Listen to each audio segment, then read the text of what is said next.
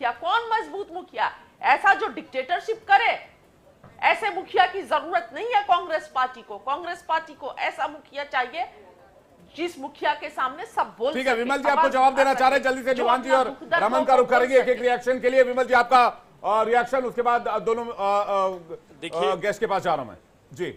विमल जी देखिए, मैं कहना चाहता हूं, जो जिस मुखिया की बात हमारी बहन कर रही है, मैं कहना चाहता हूं कि इनके जो राष्ट्रीय अध्यक्ष हैं वो कहते हैं कि हम जो है आला कमान से बात करेंगे। सोचिए कि राष्ट्रीय अध्यक्ष से बड़ा कोई आला कमान कौन होता है? राष्ट्रीय अध्यक्ष सर्वे सर्वा होता है पार्टी के अंदर।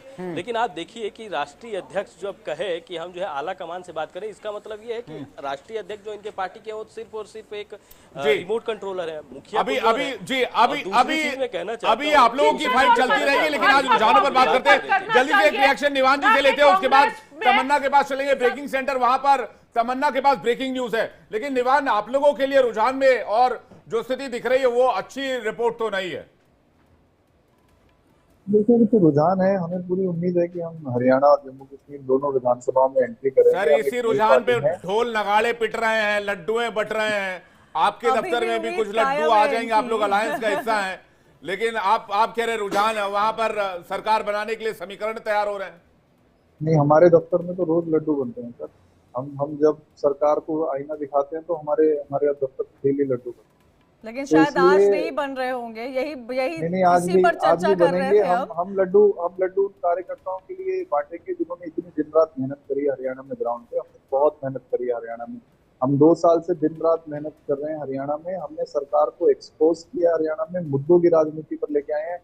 हर पार्टी को हमने फोर्स किया कि आप चुनाव लड़िए मुद्दों पे। चाहे हम नई पार्टी हैं, लेकिन जनता ने हमें एक्सेप्ट किया है। 7,000 गांव में हमारा संगठन बना है और हमें पूरी उम्मीद है कि हम विधानसभाओं में एंटर करें। ठीक है, लेकिन आपका खाता भी कहीं खुलता हुआ नजर अब तक नहीं आ रहा है। तमन्ना हमारे साथ ब्रेकिंग सेंटर से मौजूद है, सीधा तमन्ना का रुख करते हैं। तमन्ना, क्या बड़ी खबर आ रही है? बड़ी खबर आ रही है 2 बड़ी सीट से। जी हाँ, हरियाणा में हिसार से सावित्री जिंदल इस वक्त आगे चल रही हैं। सावित्री जिंदल, जिन्होंने कि निर्दलीय चुनाव लड़ा और जिंदल एम्पायर की मालकिन है, सबसे अमीर प्रत्याशियों में से एक।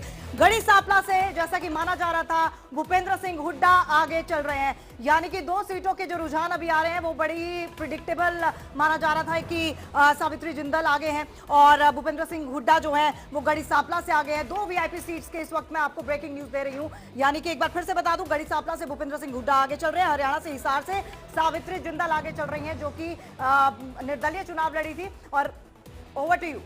बिल्कुल, जिंदल ने बीजेपी ने टिकट नहीं दिया था। नवीन जिंदल की मदर है, नवीन जिंदल जो है लोकसभा में बीजेपी की टिकट से चुनाव लड़े थे और जीते थे। तो ये एक इम्पॉर्टेंट जो है खबर हमारे जो न्यूज सेंटर उन्होंने दी।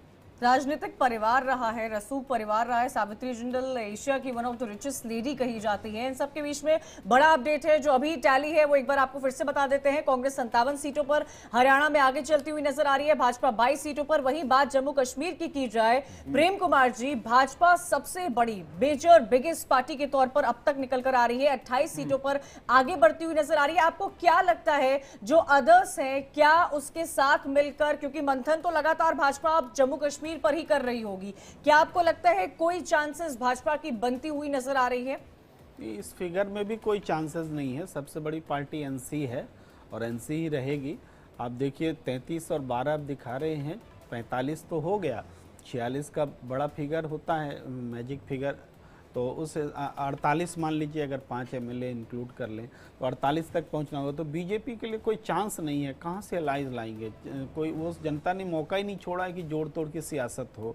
वो स्पष्ट रूप से एनसी कांग्रेस को बहुमत देती दिख रही है और हरियाणा में कांग्रेस को देती दिख रही है। कांग्रेस हरियाणा में तो लगभग 90 सीटों का रुझान आ गया। कांग्रेस एनसी तो जोड़ दिया, अगर बीजेपी और अदर्स जोड़ दें तो लगभग 41। नहीं देखिए, और उसमें अगर 5 जोड़ दें उसमें मुश्किल है। देखिए पीडीपी जो है वो पहले ऑलरेडी कह चुकी है कि वो जो है वो एनसी और कांग्रेस के साथ जाएगी। वो पहले से ऐलान ऑफिशियल स्टैंड नहीं था, उसमें कहा गया था बाद में कि हम इस पर विचार करेंगे। नहीं, उन्होंने साफ कहा था कि हम अनकंडीशनल जो है उनको सपोर्ट करते हैं। यानी बीजेपी को आउट करना है, ये ऑल वर्सेस बीजेपी। अगर वो अपने जो है वो दावे पे या अपनी बयान पे टिके रहते हैं तो मुश्किल है। राहुल जी, ये स्थिति इसलिए बनी कि भारतीय जनता पार्टी ने जो 5 एमएलए को इंक्लूड कराने का एलजी के तरीके से फैसला लिया, तो वहाँ की पार्टियों को लगा कि ये तो जबरन हम पर सरकार थोपने की तैयारी कर रहे हैं, इसलिए एकजुट होना जरूरी है। अगर ये बीजेपी ने ये मूव नहीं किया होता तो शायद जबरन, प्रेम कुमार जी, जबरन नहीं